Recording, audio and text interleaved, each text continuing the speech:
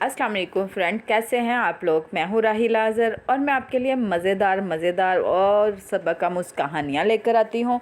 चलते हैं आज की कहानी की तरफ। हमारी आज की कहानी का नाम है वरीशा की ईदी और इसकी राइटर है ज़ारा हंजरा।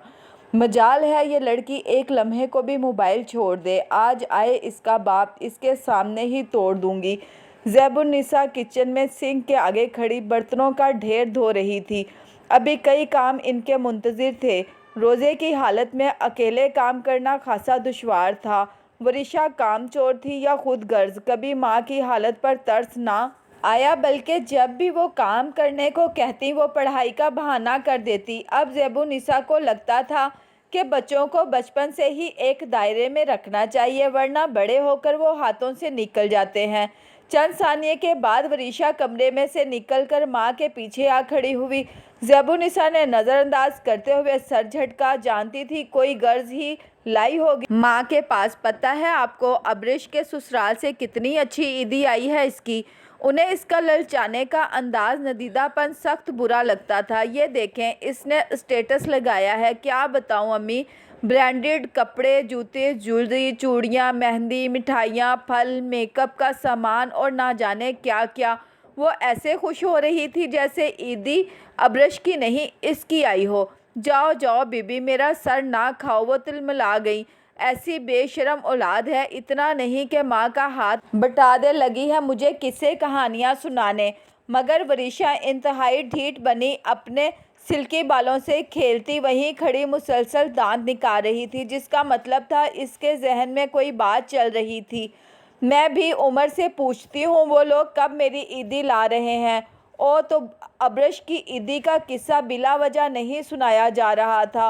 वो गिलास पटक कर मुड़ी। खबरदार, तुमने उमर से ऐसी कोई फजूल बात की। उन्होंने सख्ती से तनबिया की। अरे अम्मी, आज 19वां रोज़ा हो गया है, इन लोगों की तरफ से कोई खैर खबर नहीं। इसने मुंह बनाया। इनके यहाँ ईदी का रवाज नहीं। ज़ैबुन्निसा ने नहायत सुकून से कहकर वरीशा का सारा सुकून गारत कर दिया। क्या ये किसने कहा आपसे? वो गिरते गिरते बची। किसने कहना है, मुझे अल्लाह ने अकल दी है, इसी को इस्तेमाल करके नतीजा अखज़ किया है मैंने। वो धुले बर्तन टोकरी में रख रही थी। ऐसे कैसे नतीजा अखज़ कर लिया आपने? माँ के मुकाबिल खड़ी हो गई। देखो वरीशा, उमर के अब्बा की छोटी सी दुकान है और उमर को काम पर जाते 10 दिन नहीं हुए। घर का दाल दलिया पूरा होना दुश्वार हो गया है आजकल। ऊपर के खर्चों की गुंजाइश नहीं इनके पास, तो क्यों इतने गरीब घर में रिश्ता किया था मेरा। वो रूहानी सी हो गई। गरीब घर का रिश्ता हूँ, इसके लिए किसी सेशन जज के घर से रिश्ता आना चाहिए था। वो सर झटकती बाहर निकल गई। लेकिन मैं उमर से बात करूंगी। वो पैर पटकती पीछे आई। ज़ैबुन्निसा ने इसे सख्ती से घूरी से नवाजा। मेरी दोस्तों में मेरी क्या इज्जत रहेगी? वो मिनमनाई। तुम्हें बात समझ में क्यों नहीं आ रही? अगर उन्होंने ईदी लानी होगी तो ले आएंगे, वरना हम उन्हें खुद से क्यों कहेंगे। इसलिए अब अपनी ज़ुबान को लगाम दो और चलो मेरे साथ ये कपड़े धुलवाओ। वरीशा ने माँ की ना मानी, अपनी मनमानी की और उमर को मजबूर किया कि वो अपने घर वालों के हमरा ईदी लेकर आए। इसने 2 घरों को मुसीबत में डाल दिया था। उमर को चीज़ों की एक तवील फहरिस्त भेजी थी। इसे इसकी ईदी मांगने वाली बात सख्त बुरी लगी थी, लेकिन ये तो इसकी माँ का समझाओ था कि उन्होंने इससे वरीशा की बचकाना हरकत समझकर कोई एतराज़ ना उठाया। शायद इसकी वजह यह भी थी कि वो वरीशा की अम्मी की दूर परे की रिश्तेदार थी, वरना वरीशा को इसका मुंह खोलना महंगा भी पड़ सकता था।